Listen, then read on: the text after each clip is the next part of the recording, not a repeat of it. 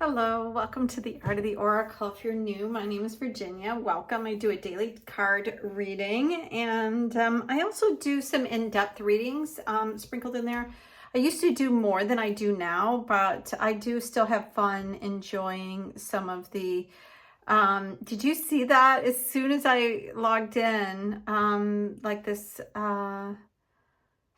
candle went out. I literally watched it lose its light. So I'm going to come right back with a new candle. All right, like magic, there we go. We have it back again. And I have to share with you that I have 3 candles. I have one off camera, and each one of them, something went out.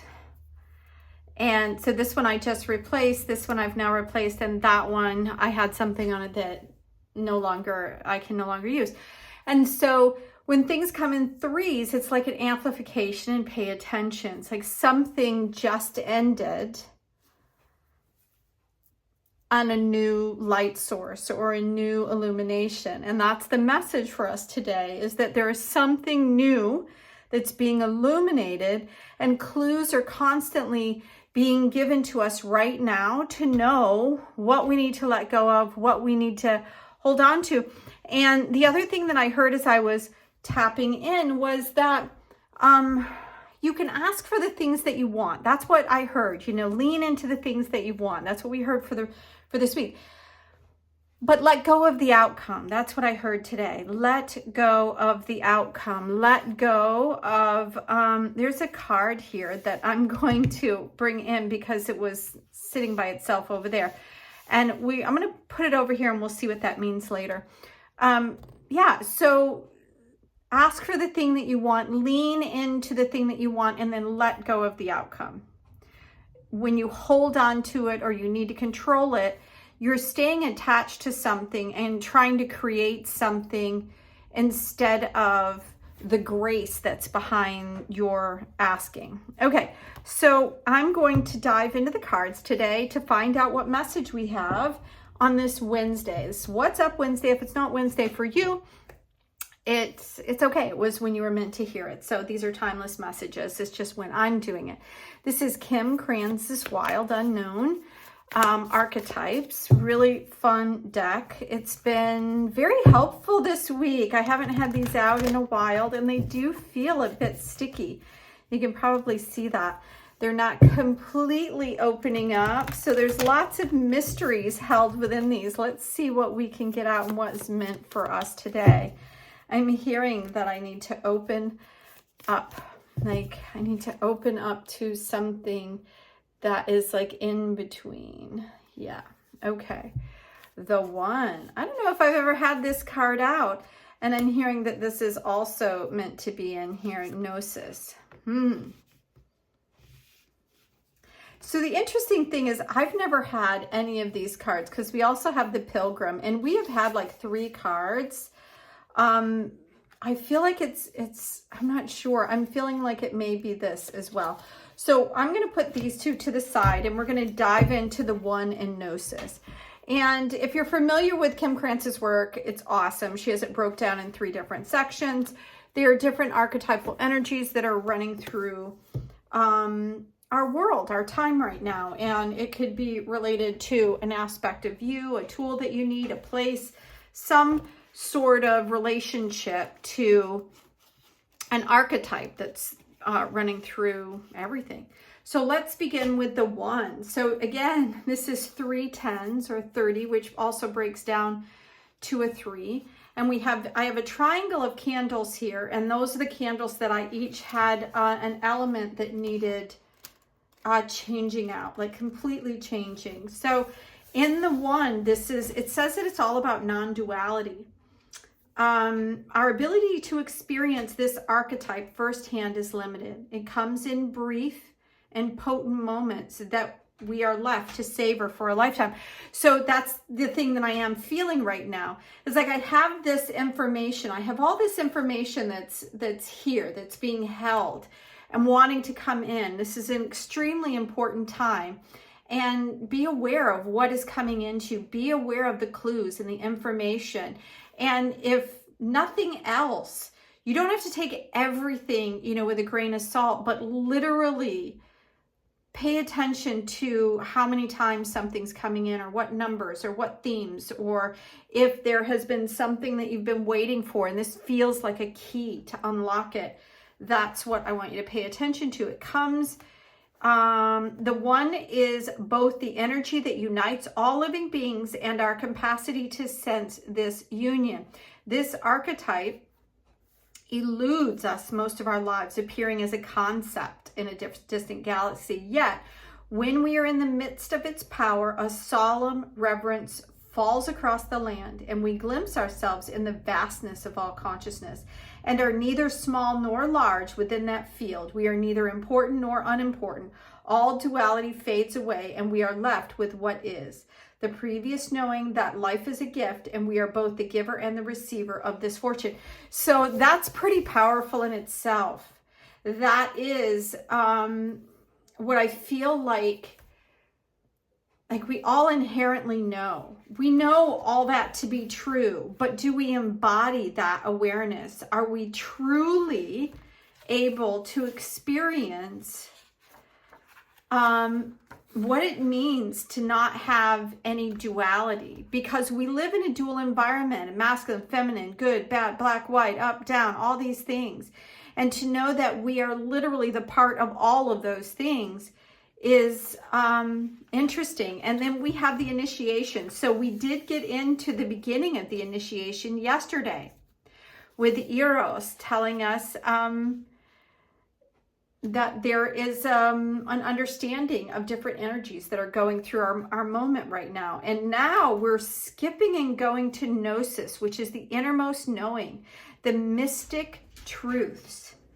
So one of the things that I've been listening to is Ian McGilchrist, and talking about the importance of mysticism right now, that kind of unknown thing that runs beneath all reality, really. And we try to limit everything. And as the one is telling us that we are unlimited, we are both this and that. There is no singularity here in like the one speaks of singularity, but what we are is we're part of everything. So it can't be reduced to just one thing, I guess is what I'm saying, unless you consider the one thing the whole.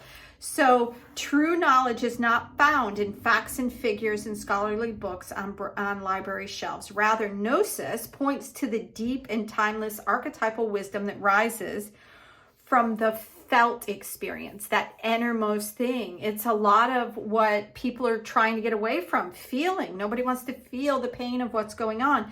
And this is asking us to see that we are both the victor and the victim, right? Let's see, from the felt experience of having touched the unknown with every one of the senses. Those who are drawn to Gnosis find themselves in esoteric studies like mysticism, alchemy, healing, or perhaps science. Knowing is their calling, not knowing is their job description. No matter how far the alchemist takes their studies, they come to the ultimate conclusion that facts slip towards mystery, and soon the mystery results in facts. It's the thing where we all, or at least I have felt this, that the more I know, the more I realize I don't know. So everything I'm diving into, and I learned so much about so many different things. And then I realize, well, this thing is way more than I thought it was going to be, which means everything is way more than you thought it was supposed to be. So the eternal mystery is calling. It's asking us to study our passion in the deepest way available. So that is the thing that we started off the week, is leaning into that space of awareness, leaning into the thing that has been calling us forward most of our life. So I am going to go to the journey and ask for what is the information. Is there anything else besides the keep going that is asking to come out today? It may just be the keep going. Yeah, so let's see what that is. This is the card that stayed on the shelf when I brought down the cards, and as I was looking for the guidebook, I realized that it's still there. And as you can see, it's encompassing the earth. And the one thing that I'm seeing about all three of these is that there is this center focus. There is this orb. There is this thing that's in the middle, which is a round, which we think circles and everything are, you know, they're whole, right? So the roundness is whole. It doesn't have any edges. It doesn't have, it just shows that everything from one side to the other is completely connected. And so that's why I think it's showing this road that's going through. But the thing that is most noticeable is this like explosion point. And this is telling me that there is a massive light, like I was seeing here in the very beginning, a massive explosion, a massive moment where the focus is coming to a point where it can no longer be kept down, that it literally is going to release in some sort of culmination, some sort of explosion. And it's asking us to continue to go in that direction. Let's see what it says. It does say, don't let anything stop you. So what it's saying by this keep going is that we are continually brought into a space that appears to be, like we saw in yesterday's reading, it appears to be like a really difficult time, something that is going to stop us in our tracks. And the difficult time is actually there to help us to continue, because it's creating such discomfort. Their movement has to happen. You know, when you've been sitting in your seat and watching something, or if you've been in one space for too long, you feel the deep need to move. That's what this card is all about. It's that deep need to move, because the moment has come that has created such a discomfort that we have to move. So I'm going to go into the tarot and find out, can we get more clarification, please, to what this reading, wow, that's a lot. Okay, we're going to go to these, which I'm feeling like, I'm keeping these over here because we got a lot of cards yesterday, and I feel like there's a lot of cards here. Yeah, the Chariot is also reiterating this. It's about the continuing to move forward. 7 is about choices, luck, opportunities coming in for us to be able to see things that possibly we did not see before. And he is completely enclosed, it appears, but he is completely also aware of where he's going. So that's one of the things. I see 3 like stacks, which to me look like 3 candles. They're probably not candles. They're probably, well, it doesn't matter what they probably are, but that's what I'm seeing. I'm seeing 3 lights. So there are lights that are guiding our way. There are senses that are asking us to listen and to move forward, that we are divinely guided and protected. Now we have the 2 of Swords here. That is about the conflict. That's about the duality. That's about the inability to see that these guys literally like are fighting or butting heads as if they're not part of the same thing. So everyone is part of the same thing. It's just they're seeing it from different perspectives. White, black, neither one of them is right. Neither one of them is wrong. They are just versions of the same. So the heavy, weighty energy is what we're moving away from. We're moving away from this dualistic nature. At the first time, we are going to be able to see the mystic, the gray side. That's the reason why the 1 has a fuzziness around it, right? It's not solid. Just like this one is not solid. There is something that is showing it or revealing that there is a challenge, that there is something that we need to see. And sometimes we're too close to the situation to understand it. So we need to see it from a higher vantage point, which is why the Hangman is here, is changing our awareness of something by seeing it from a different perspective, that there is something shifting. Of course, I've seen this time clock right here, that we, for a certain amount of time, this opening, this passageway, this key, this new awareness is now available to us. Now I'm seeing one card upside down and one card reversed. The card that's upside down is the 8 of Wands. And as you can see here, she's getting ready to chop down the thing that's been blocking her because new information has come in. Something has been sparked within her to create the change. Now I'm seeing that this is all upside down and I'm not exactly sure. This one is a little puzzling to me. So let's see what the other two. So what we're seeing here is, as you can see, these are opposite energies. This is air energy and fire energy. And this is at a stalemate. Things when you're locked heads and you can't really see the way out. This is the opposite. This is, we're taking a moment, a crossroads time where we're literally going to find a way to create something new from that crossroads. So in between this stale point where we see no way out and the ability to create something is the need for us to change how we're looking at things. It's time because we have a limited time. And then something I feel like is being turned on its head. Something that we really want to see end. Something that we think is ending and over and we can get rid of it may be turned on its head. Like there's new information that's coming in that is telling us that this isn't exactly what it seems, that there is this mystical side of all things that is trying to expose something for what it is. And what I'm really focused on this right here. This feels like something very important, like some sort of mystery is going to be solved, perhaps in a very unique way, because we thought this was going to be over and we thought it was easy to get rid of it, and it's not, but some piece of information still has to come in before the release of this one. And I'm going to bring out, it's very interesting, I'm going to bring out this angel energy and write the card. Now we have these two cards over here on the side that I'm going to go ahead and bring in. Where are we on time?